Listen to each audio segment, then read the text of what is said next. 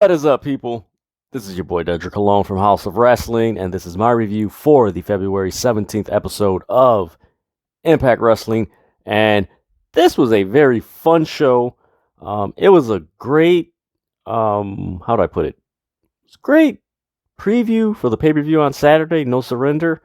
A lot of cool elements.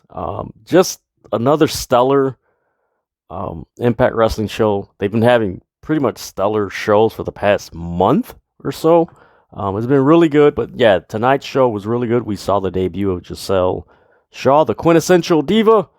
Whoo, I'll get into all that and everything, but man, this was a really fun show. It started off with a contract signing between Moose and W.MORRISSEY.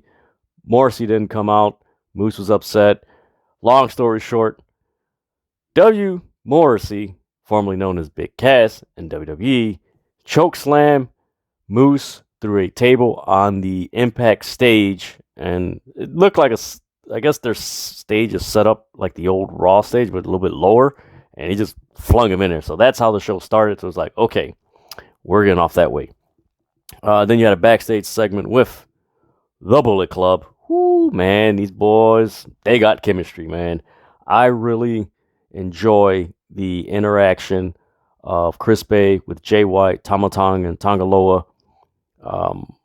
This is dope. This is very refreshing for Impact Wrestling, but it's also refreshing for those guys because we mostly see them or seen them in New Japan vignettes or what have you, and you know they're the post-match press conference that they usually have in New Japan, and we've seen them a little bit in Ring of Honor in years past, but this is really cool to see them at this stage with Impact Wrestling. We don't know what's going to happen with these guys if they're going to cross over to AEW and assist Jay White.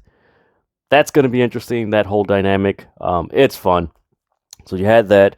Then you had a squash match between Masha Slamovich, forgive me, and Nakia. That, man, Masha Slamovich, I keep saying this every time I review Impact Wrestling and I see her. She is like a modern day Luna Vachon. She has the look, the intensity, the grit. It's so wonderful seeing her just out there. She just beat the crap out of her. That's what she did. She beat the crap out of her. She looked very good. I tweeted it. I strongly believe that at some point this year, Masha Slamovich is going to be holding that Knockouts Women's Championship. It's without a doubt because she is. They're projecting her very strong. Every match that she's had so far, she has looked good, strong. Like, oh damn, she's here. She means business. So that's going to be pretty good. Then we had another match with Ace Austin, Blake Christian, and Laredo Kid. I've really enjoyed Impact Wrestling's three-way matches, especially when it involves the cruiserweights. For the cruiserweights, guys in the X division, forgive me, people. Semantics. But yeah, I enjoy it. There's a chemistry, there's an intensity, there's a energy that they project in their matches where you don't want to change the channel and you're gonna see something new, different, weird. It's just the chemistry that the set of guys that they have, especially in this match, you've seen it where Ace Austin, Laredo Kid, and Blake Christian, they were just such fluidity where it's just like, oh man, it's a work of art. This was so good. Ace Austin came up with the win. I really think it's about time that they take Ace Austin's character to another level because it seems like for the past year or so, he's just been in the X division. Like, he should be doing more. Like, he should be getting close to the Impact Wrestling World Title. I don't know if a few alterations to his character or what have you, but he should be there because he's put on some great matches, and it's just like he's just there at the X division. Like, he should be doing more. From there, you had a backstage segment with Decay on Jonah, basically saying that human beings see monsters, and yet that whole, I don't know. Me personally, Decay. Their presentation is cool, but again, this is something that I think that it's kind of run its course, where it's like you should be pivoting somewhere. I mean, Decay has been around. God, when Matt Hardy was doing the deletion, so you're talking about a group, a faction. Of course, Abyss isn't there, but Crazy Stevie and Rosemary. I mean, that was 6 years ago. So it's like, I think it's long overdue to just switch it up, those guys, and give them something fresh. Then you had a backstage segment with Caleb and the Inspiration. It's been going on and on as far as the Inspiration giving Caleb gifts. Maybe this Saturday we see the payoff between, this interaction. Is Caleb going to join the Inspiration, or is this a setup for the Madison Rain and Tennille Dashwood to take the titles off of the Inspiration? Who knows? But I look forward to it. From there, we get the match that I consider the match of the night, because these women are so damn athletic, and it's fun to watch them perform these moves. I'm talking about Lady Frost and the quintessential diva, her debut in Impact Wrestling, Giselle Shaw. This was a fantastic match. Lady Frost, she has the best moonsault in all of wrestling. And I know that could be debatable, but me personally, I like it because it's so smooth.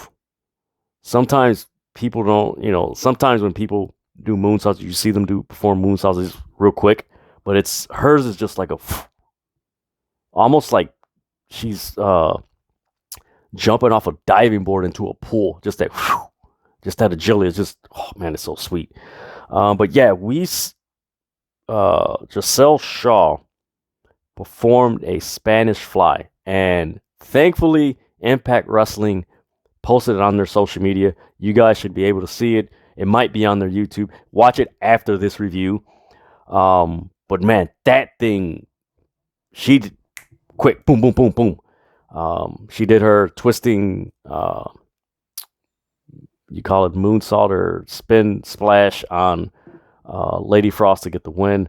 But man, that was a really good debut for Giselle Shaw, and kudos to Impact Wrestling.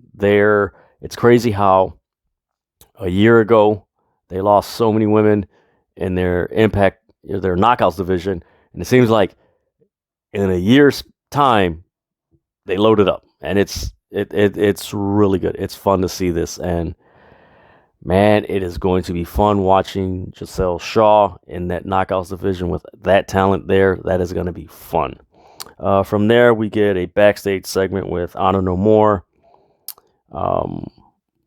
basically hyping up the match tonight with Kenny King and who was it? Chris Sabin, and the pay-per-view. Nothing too much to it. It was just the same lingo. We're here and all that stuff. Then you had a backstage segment with Deonna Purrazzo. So it appears she's kind of somewhat has an open challenge on Saturday. This is going to be interesting. She's like, anybody who wants to take this, I leave it open on Saturday. So again, another mystery. Who's it going to be? We'll see. Then you had the match between Kenny King and Chris Sabin. This was a really cool match. I like this.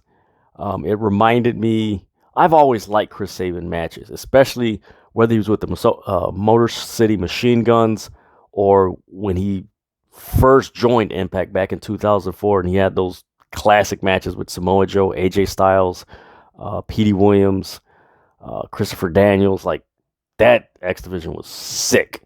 But man, this match between him and Kenny King was so fun. Again, another stellar match that didn't do too much, but it did enough where it's like, man, this is so fun to watch. Chris Sabin gets the win, but Maria Kanellis gets on the mic and she starts talking about, hey, you guys, and she's talking to Chris Sabin's team, Team Impact, and Team No More is going to wrestle on Saturday at No Surrender. And she's like, hey, it's interesting, we're a unit, but you guys are missing something. And it wasn't us who attacked Jonathan Gresham. And of course, last week, Jonathan Gresham got attacked, and Steve Macklin, like, hey, I'll be your partner. And mind you, as Maria Kanellis is saying this, you have Eddie Edwards, you have Rhino, you have Rich Swann, and you have Chris Sabin. So adding a lot of suspicion and intrigue, like, okay, did Steve Macklin really hit Jonathan Gresham? Is Steve Macklin going to turn on Team Impact and join? Like, man, it's just so much stuff. It's just like, this is going to be pretty cool. Then you had a backstage segment with Team Impact and Steve Macklin. So he's like, no, it wasn't me. It's going to be interesting.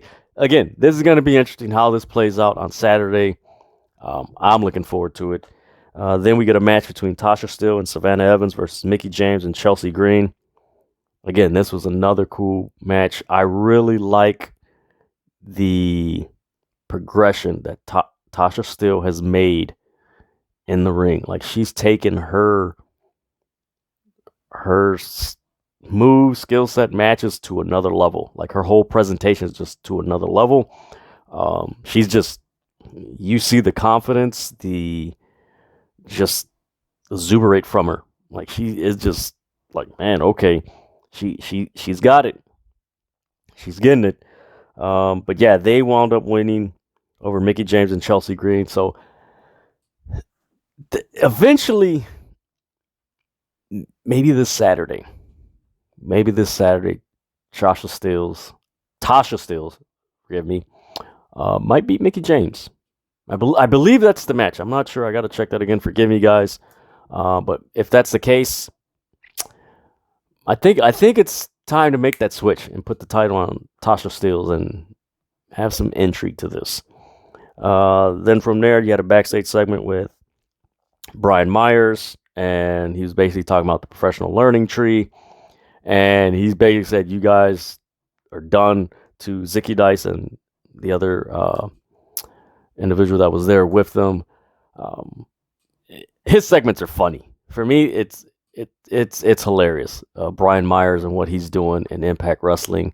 And it's crazy to think that he could have been doing this in WWE, but that's a whole nother video, or let me phrase that, whole nother videos that we could see, but I enjoyed that. And then the main event, you had Violent by Design versus G.O.D. and Jay White.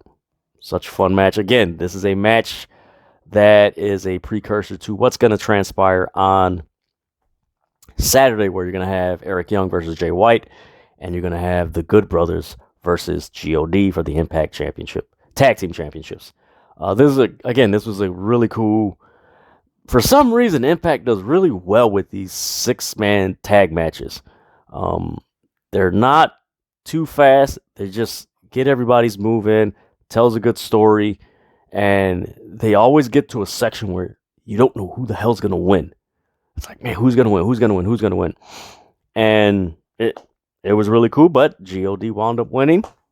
And then towards the end of the show, you get the Good Brothers doing the Too Sweet sign, holding up the Impact titles, and you got Jay White. He's doing this thing. I think that's. I usually, for pay-per-views, you have the world title be the main event, but I honestly think the main event should be the G.O.D. Guerrillas of Destiny versus the Good Brothers, because that's been a long time coming, and their stories go more than just Impact Wrestling. They go to AEW and New Japan Pro Wrestling, and just the whole Bullet Club thing is just in other promotions. So it's like, what's going to happen? There's a part, man, is this going to be a swerve? And like the Good Brothers are going to join G.O.D. and Jay White? What the hell's gonna happen? Like, are we gonna see like a revitalization of the Bullet Club, where all these other factions that are within Bullet Club are just they're gonna kick them out and just go back to the original? Um, it's gonna be interesting how this plays out. I'm looking forward to it.